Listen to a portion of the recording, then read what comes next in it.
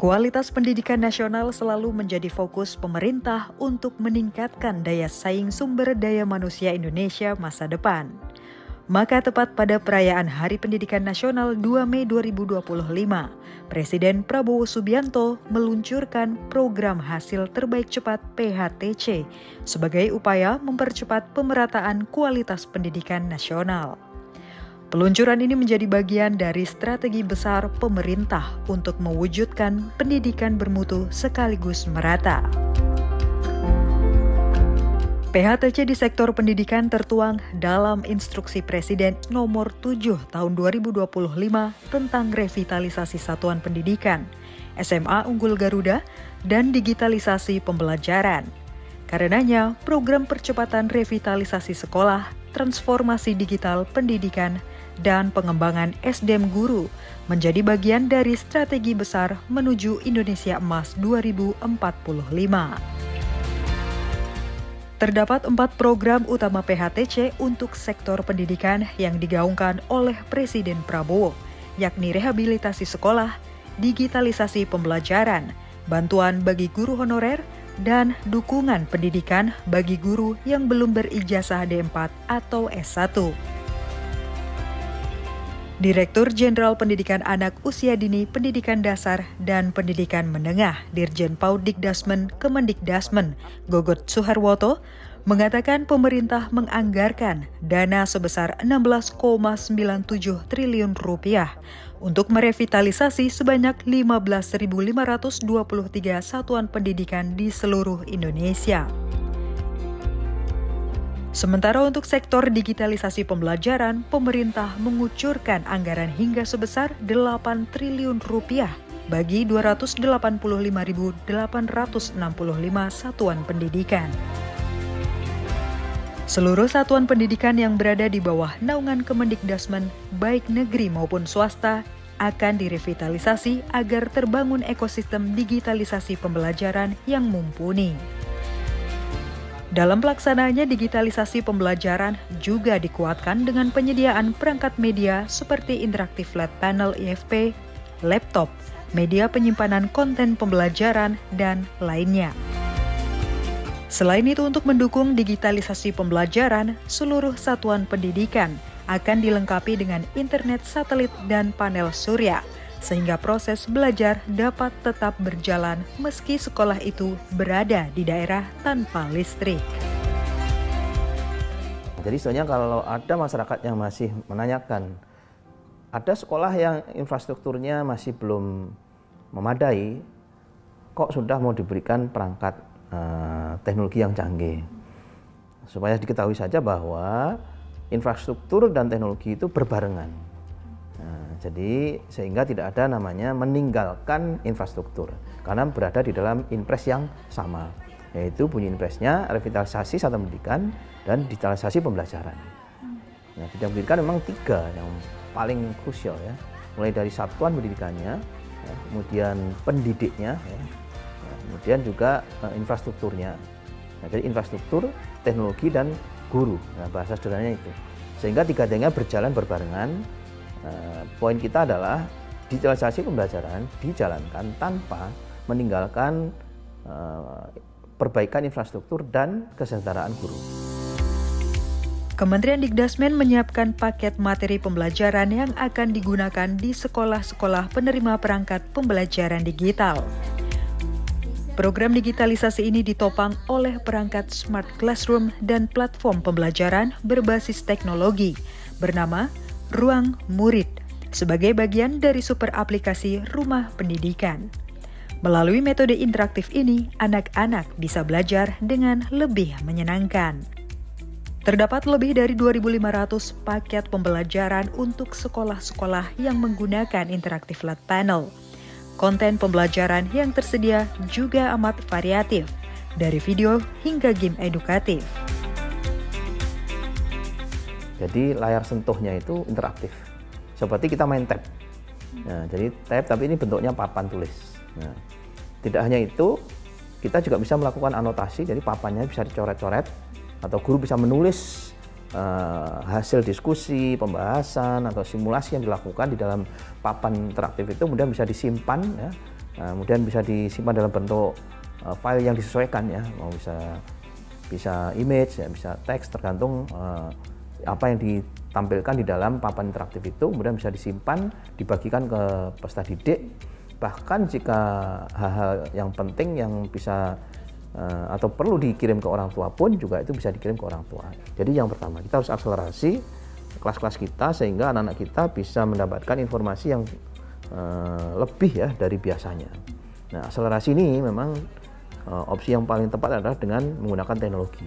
Jadi konten-konten interaktif, konten-konten terkini bisa kita gelontorkan ya ke anak-anak kita di seluruh Indonesia. Termasuk juga guru-guru terbaik akan kita minta untuk mengajar ya, ke seluruh sekolah di Indonesia. Yang ketiga, Pak Presiden juga berkali menyampaikan banyak sekolah-sekolah yang memang kekurangan murid atau kekurangan guru tertentu ya. Guru-guru yang memang diharapkan bisa ada di seluruh sekolah di Indonesia.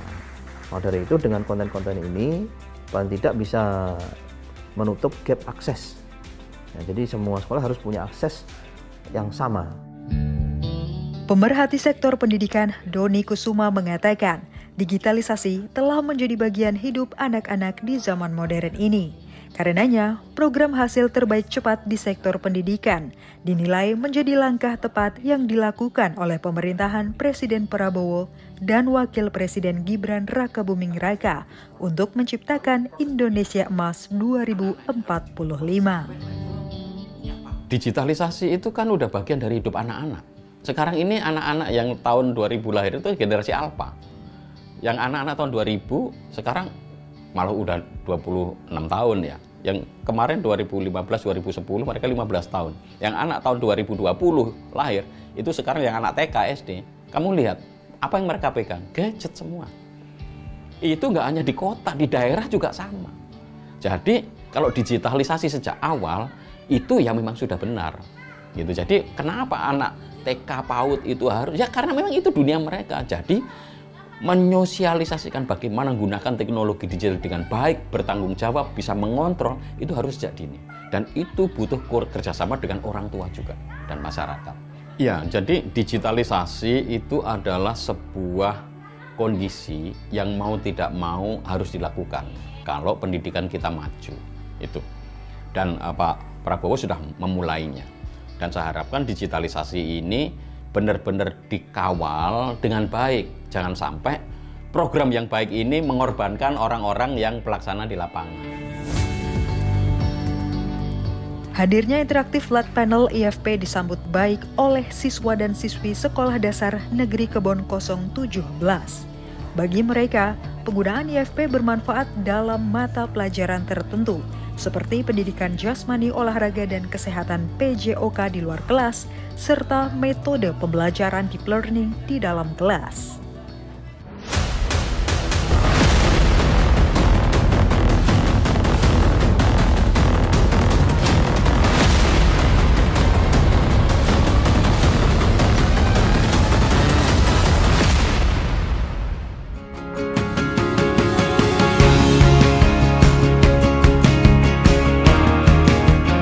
Terik matahari tidak menyurutkan semangat para siswa kelas 6 SD Negeri Kebon 017 Jakarta untuk mengikuti kegiatan belajar mengajar pendidikan jasmani, olahraga, dan kesehatan. Sejak sekolah mereka mendapatkan bantuan 1 unit interaktif flat panel IFP, suasana belajar di luar ruangan menjadi berbeda, alias lebih hidup dan menyenangkan. Ahmad Fauzan adalah salah satu murid kelas 6C SDN Kebon 017.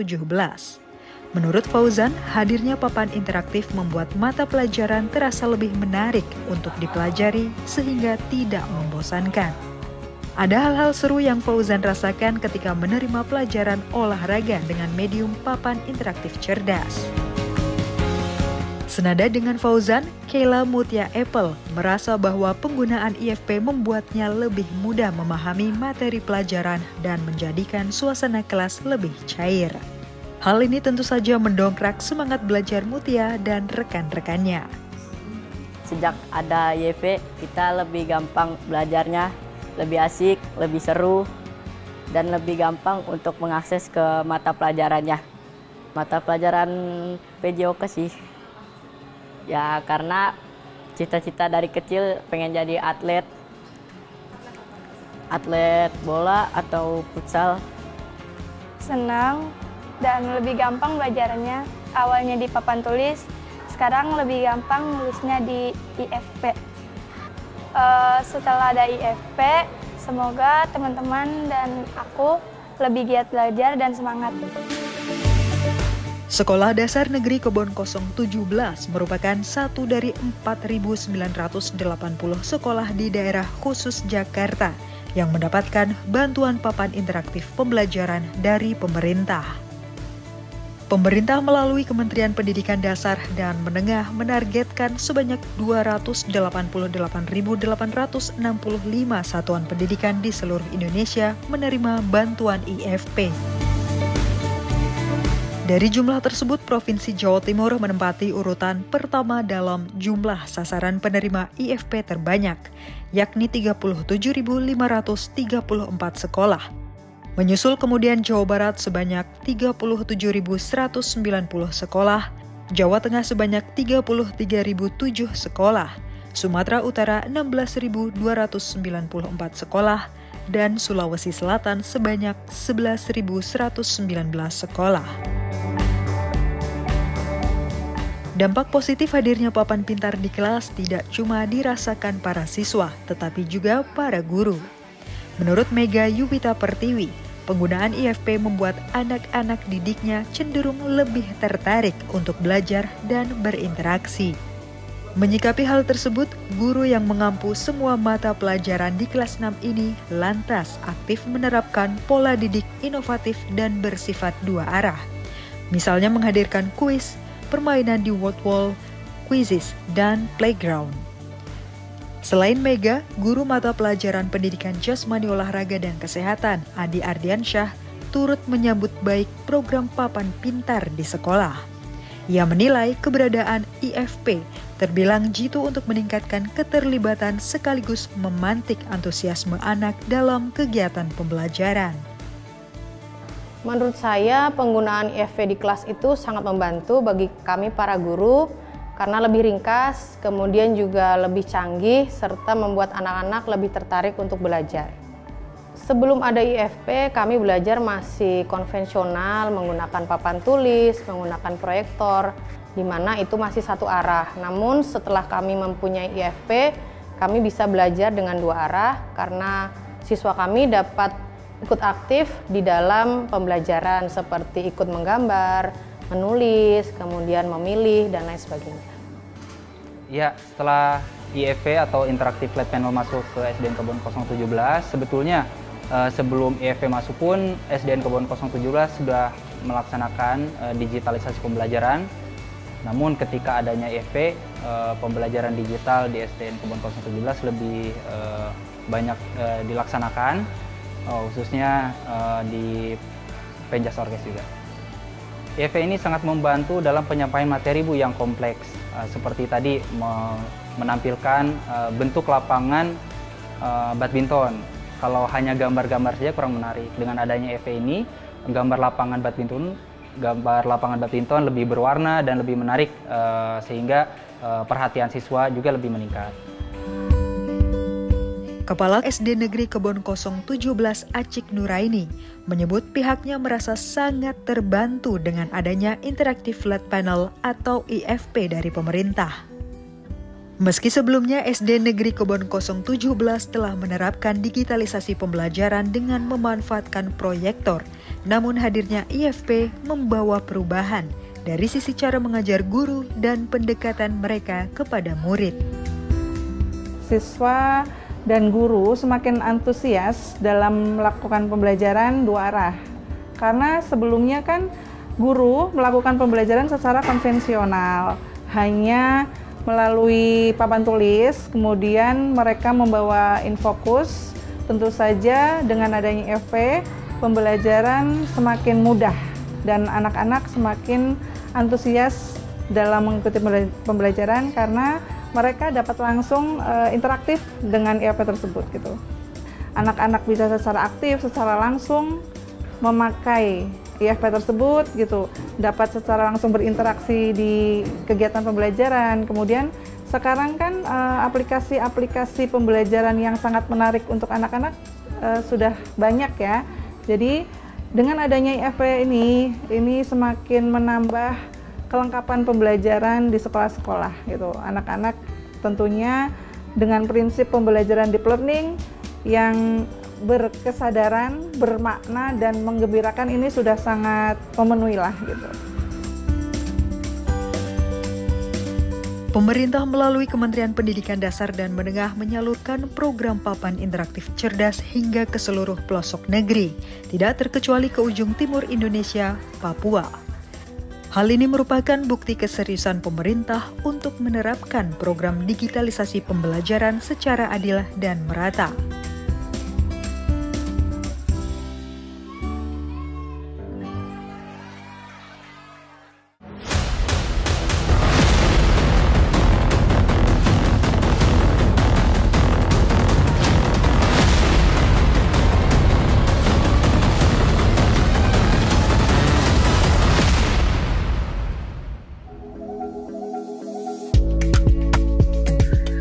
Kementerian Pendidikan Dasar dan Menengah memastikan program papan interaktif cerdas tersalurkan secara merata ke satuan pendidikan dari barat hingga timur negeri ini.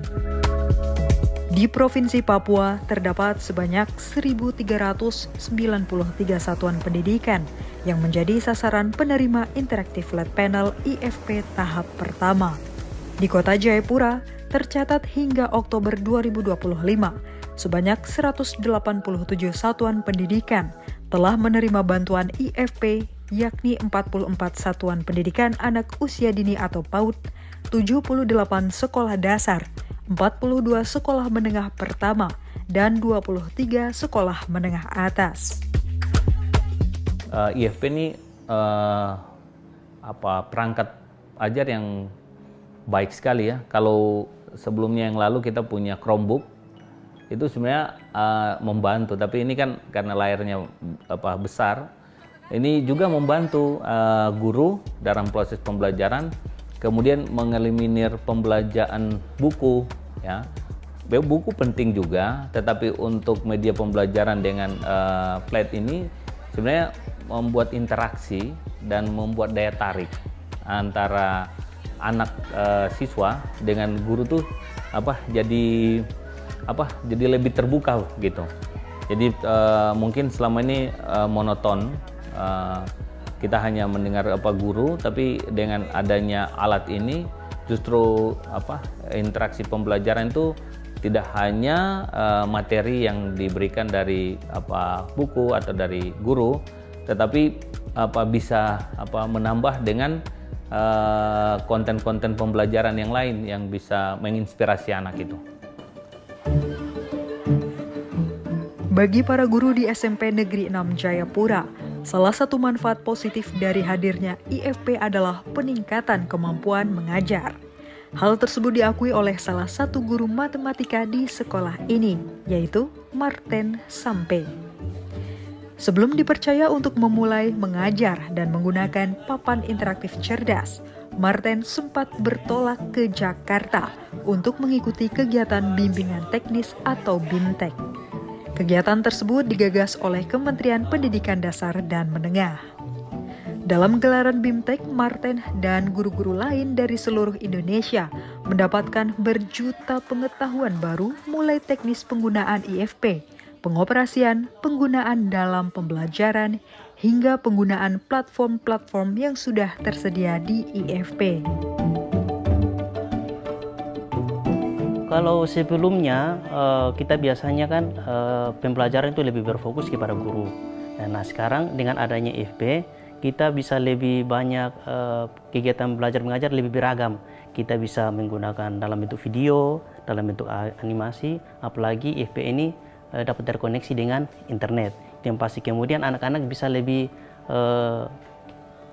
menggembirakan dalam kegiatan belajar mengajar, terus memperoleh makna dari kegiatan proses belajar, dan juga memiliki kesadaran bahwa kita menggunakan ini IFP itu sungguh luar biasa. Cara uniknya saya ya bagaimana saya mengajarkan anak-anak itu, mereka harus mengalami, artinya tampil hadir langsung. Bagaimana cara supaya, oh ternyata matematika seperti begini. Terus kemudian kalau kita belajar matematika dengan cara bermain, kemudian kuis, itu anak-anak bisa lebih menyenangkan. Mereka bisa mendapatkan maknanya di situ. Bahwa oh saya gembira, saya senang, terus kemudian saya mengerti bagaimana proses belajar mengajar yang disampaikan oleh Pak Guru. Sebagai guru yang ditunjuk untuk mengikuti BIMTEK di Jakarta, Marten kemudian memiliki tugas untuk menebarkan pengetahuannya perihal penggunaan interaktif flat panel kepada guru-guru lain di sekolahnya. Salah satu guru di SMPN 6 Jayapura yang beroleh ilmu baru dari Marten adalah Julia Hendrika Sikowai.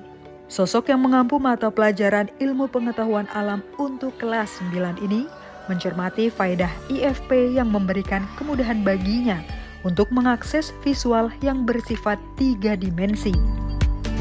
Pengalaman saya pertama kalinya, anak-anak sangat kaget, terus antusias, sampai ada yang bilang, Bu Guru, lagi, ulang-ulang kembali. Jadi mereka tuh sangat gembira sekali dengan adanya papan tulis digital ini.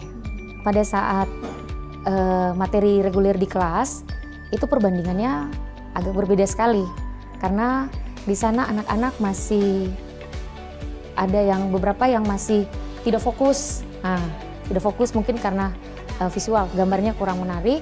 Terus anak-anak juga agak setengah mati untuk ke depan. Jadi tulisannya kecil, gambarannya kecil. Jadi mereka harus lihat, mungkin bisa maju ke depan, atau tidak, mungkin mereka masih tidak fokus lah, tidak fokus. Tapi kalau dengan yang tadi, mereka bisa langsung memperbesar, jadi tulisannya bisa tahu mereka menulisnya dengan baik. Terus yang lebih menarik lagi gambar-gambarnya. Jadi aplikasinya juga di situ kita bisa gunakan aplikasi yang sesuai dengan kita yang sudah ada. Kalau tantangan buat saya tuh harus kedepannya mencoba lagi, karena ini sesuai dengan perkembangan zaman ke depan. Ya saya mengajarkan anak-anak jangan sampai kita terlambat. Jadi kita harus mencoba tantangan. Mau dan tidak mau, kita harus berkembang supaya kita tidak ketinggalan. Semua guru dapat di situ dengan apa itu jadwal tertentu. Semua kelas dapat. Karena kita baru satu. Jadi kita jadwalkan tiap hari kita mau pakai. Jadi eranya era modern, suka tidak suka, digitalisasi kita songsong. Dan kita SMP Negeri 6 siap, karena itu membuka cakrawala dunia lewat IFP, lewat pembelajaran digital di situ. Semuanya ada di situ, mau apa saja semua tinggal sentuh layar, semuanya muncul. Dan anak-anak itu sekarang maunya yang nyata, tidak dunia maya. Digitalisasi pembelajaran melalui program Hasil Terbaik Cepat PHTC yang diresmikan oleh Presiden Prabowo Subianto pada Hari Pendidikan Nasional 2 Mei lalu menjadi sebuah harapan untuk mengatasi masalah ketertinggalan di bidang pendidikan. PHTC mengusung tujuan mulia untuk melahirkan generasi muda cerdas, tidak gagap teknologi, sekaligus berkepribadian luhur. Langkah ini menjadi sebuah ikhtiar panjang dalam meningkatkan mutu sumber daya manusia di masa mendatang untuk menyongsong Indonesia Emas 2045.